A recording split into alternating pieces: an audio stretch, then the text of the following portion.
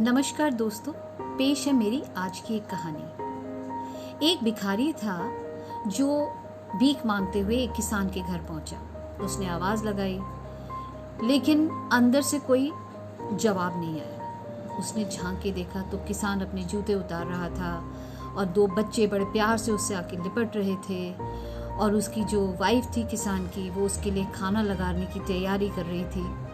अब इस भिखारी ने सोचा शायद किसान ने मेरी आवाज़ नहीं सुनी। उसने फिर से आवाज़ लगाई तो किसान की जो बीवी थी उसने आवाज़ सुनी। वो कुछ दाल चावल लेके आई और भिखारी को दे दिया। भिखारी अपनी दाल चावल लेके निकल पड़ा वहाँ से और चलते चलते सोच रहा था कि किसान कितना सुखी है, देखो कितना खुश परिवार है इसका, खाना हाथ में मिल रहा है और क्या सुखी परिवार है। मैं कितना देखो दुखी हूँ, मेरे को जगह जगह जाके भीख मांगनी पड़ती है, फिर शाम को अपना खाना बनाना पड़ता है, अपने बर्तन धोने पड़ते हैं, कितना दुखी हूँ मैं। और वो ये सोचता सोचता सोचता चला जा रहा था। और अब जो किसान था वो अपनी बीवी को बता रहा था कि उसको कुछ नए बीज खरीदने हैं जिसके लिए 500 रुपये की ज़रूरत पड़ेगी। और उसने कहा कि मुझे 500 रुपये लेने के लिए साहूकार के पास जाना पड़ेगा। बीवी ने कहा कोई बात नहीं, आप जैसे तैसे हम लोग चुका देंगे 500 रुपये, तुम जाओ। तो ये किसान साहूकार के पास पहुंचा। 500 रुपये उसने जो थे उधार लिए। तो वहाँ देखा उसने हज़ारों का कारोबार चल रहा था उस साहूकार के यहाँ। आते हुए मन में सोच रहा था कि क्या 500 रुपये के पीछे मुझे भागना पड़ रहा है। ज़िंदगी तो इस साहूकार की है जो हज़ार रुपये, 10 हज़ार रुपये का इसके यहाँ कारोबार चल रहा है। अब जो ये साहूकार था उसकी अपनी एक कपड़ों की दुकान थी और वो दुकान में कपड़े जो थे वो शहर से लाया करता था, बड़ी दुकान से। अगले दिन ये जो साहूकार था वो कपड़े लेने के लिए शहर गया, बड़ी दुकान में गया। और वहाँ पे जब कपड़े वगैरह ले रहा था तो उसने देखा कि वो जो सेठ था बड़ी दुकान वाला, उसके यहाँ कभी फ़ोन आता था कि 1 लाख का उनको ऑर्डर मिला है, कहीं से 2 लाख का ऑर्डर मिला है। और ये जो साहूकार था ये मन में सोच रहा था कि मैं अपने आप को ऐसे ही सेठ मान के बैठा हूँ, असली खुश तो ये इंसान है। देखो लाखों का इसको फ़ायदा होता है, लाखों के इसको कॉल्स आते हैं, ज़िंदगी तो इसकी है। ये सोचता वो वहाँ से चला गया।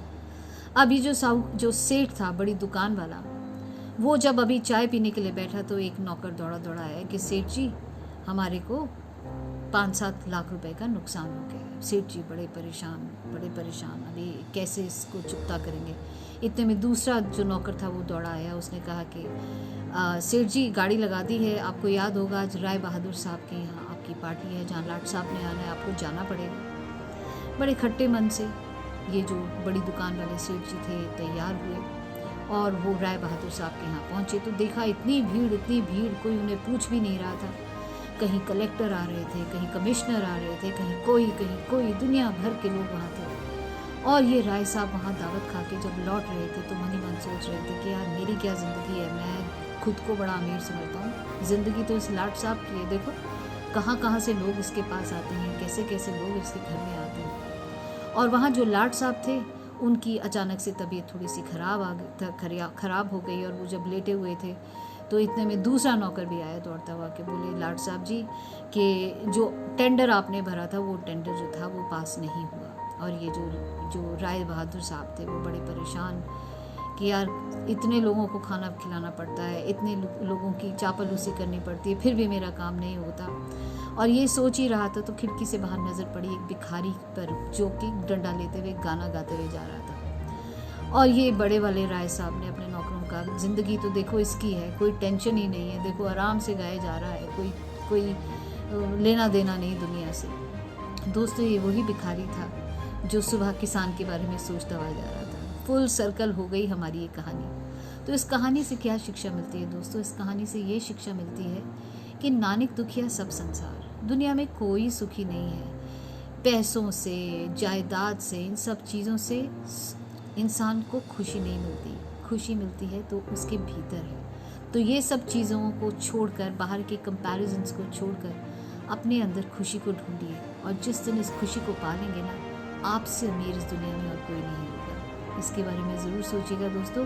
और अगर आपको मेरी कहानी अच्छी लगती है तो प्लीज़ मेरे चैनल को ज़रूर सब्सक्राइब कीजिए। और अगर ये कहानी आपको लगता है किसी के काम आएगी तो इसे लाइक और शेयर ज़रूर कीजिएगा। कल फिर मिलती हूँ किसी नई कहानी।